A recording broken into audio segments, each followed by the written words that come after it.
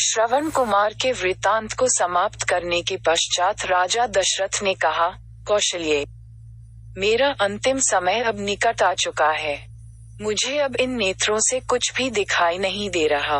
राम को अब मैं कभी नहीं देख सकूंगा। मेरी समस्त इंद्रियां मुझसे विदा हो रही हैं। मेरी चेतना शून्य हो रही है। हा राम, हा लक्ष्मण, हा पुत्र, हा सीता, हाय कुलघातिनी कैकेयी। कहते कहते राजा दशरथ की वाणी थम गई।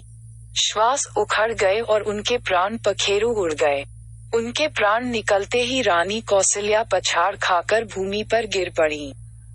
सुमित्रा आदि रानियां तथा अन्य स्त्रियां भी सिर पीट पीट कर विलाप करने लगीं।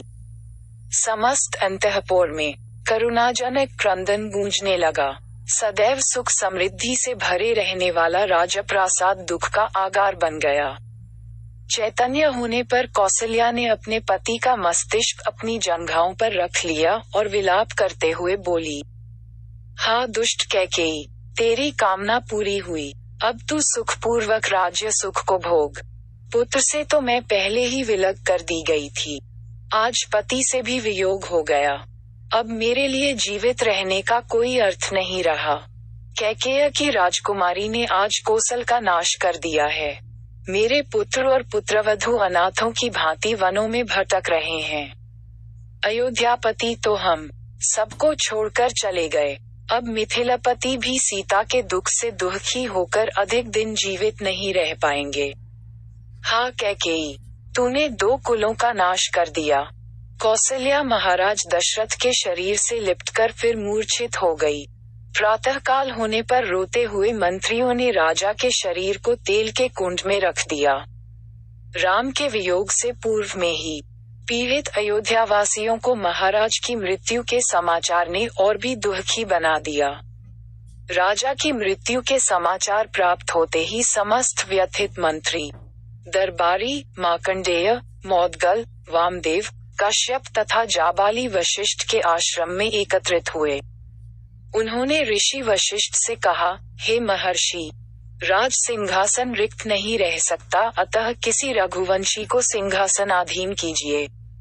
शीघ्रातिशीघ्र अयोध्या के सिंहासन को सुरक्षित रखने का प्रबंध कीजिए, अन्यथा किसी शत्रु राजा के मन में अयोध्या पर आक्रमण करने का विचार उठ सकता है।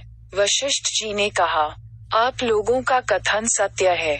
स्वर्गीय महाराज के द्वारा भरत को राज्य का उत्तराधिकारी घोषित किया ही जा चुका है।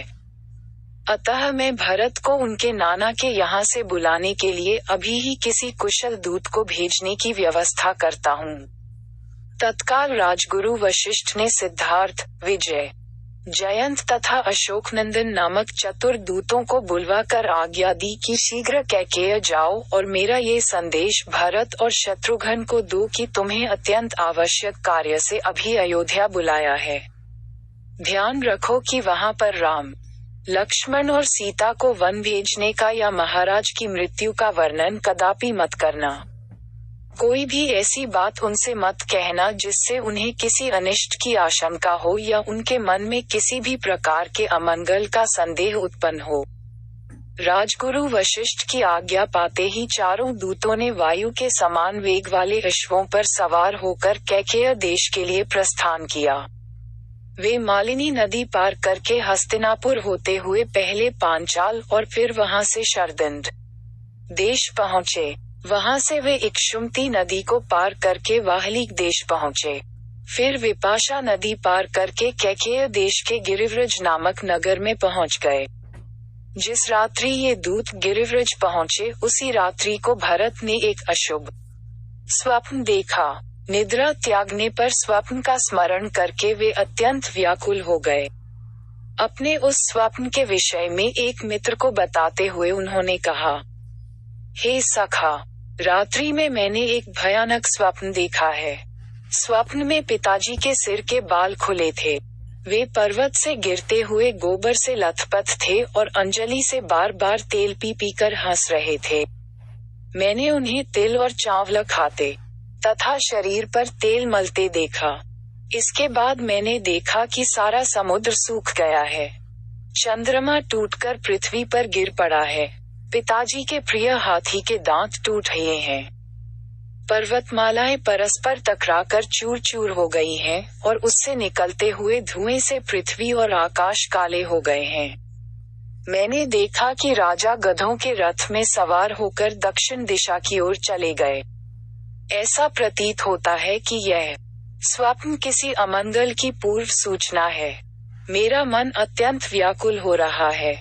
भरत ने स्वप्न का वर्णन समाप्त किया ही था कि अयोध्या के चारों दूतों ने वहां प्रवेश कर उन्हें प्रणाम किया और गुरु वशिष्ठ का संदेश दिया। हे राजकुमार, गुरु वशिष्ठ ने अयोध्या की कुशलता का समाचार दिया है तथा आपसे तत्काल अयोध्या चलने का आग्रह किया है। कार्य अत्यावश्यक है, अतः आप तत्काल अयोध्या चलें। अगर आपको वीडियो अच्छा लगा तो सब्सक्राइब करें और शेयर करें एजुकेशन स्टोरी।